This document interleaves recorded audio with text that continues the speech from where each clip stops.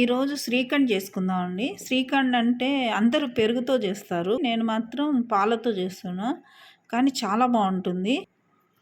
ఇలా అరటిపళ్ళు ముక్కలు చేసుకోవాలి. 3-4 అరటిపళ్ళు ఉన్నా సరిపోతాయి ఇవి. తరిగాను. బిళ్ళలు బిళ్ళలుగా తరుక్కోవాలి రౌండ్గా. అరటిపళ్ళు కొంచెం దూరగా పండినవి కాకుండా కొంచెం మంచిగా పండిన పళ్ళ ముక్కలు తీసుకోవాలి. చాలా ఈజీ చేసుకోవడం. చాలా బాగుంటుంది కూడా. కొంతమంది దీన్ని అరటిపళ్ళని పిసుకుతారు, కానీ నేను మాత్రం బిళ్ళలుగా తరుక్కున్నాను. ఒక 4 స్పూన్స్ షుగర్ అండి.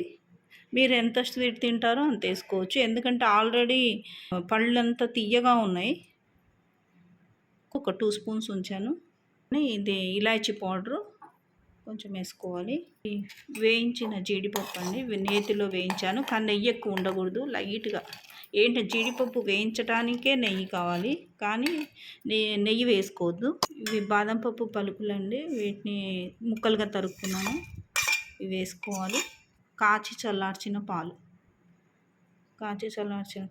వీటిలలో కలిపేసేయాలి.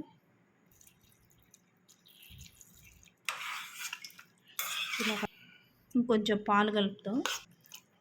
కొంచెం నలిపేసుకోవచ్చు, కొంచెం ఇట్లా బిళ్ళలుగా ఉంచుకోవచ్చు.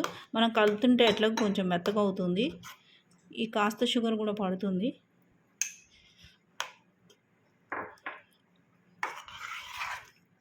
ఇది పచ్చకర్పూరం అండి, లైట్గా వేసుకోవాలి. పచ్చకర్పూరం చాలా మంచి స్మెల్ వస్తుంది.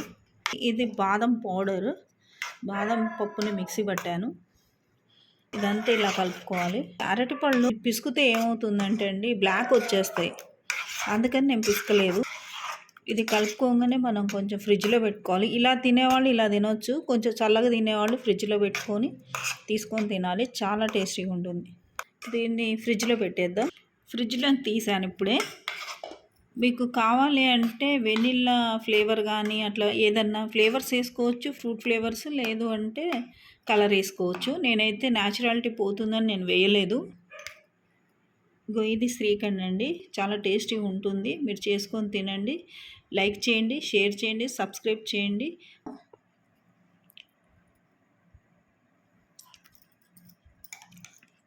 చాలా బాగుందండి, చాలా టేస్టీగా ఉంది.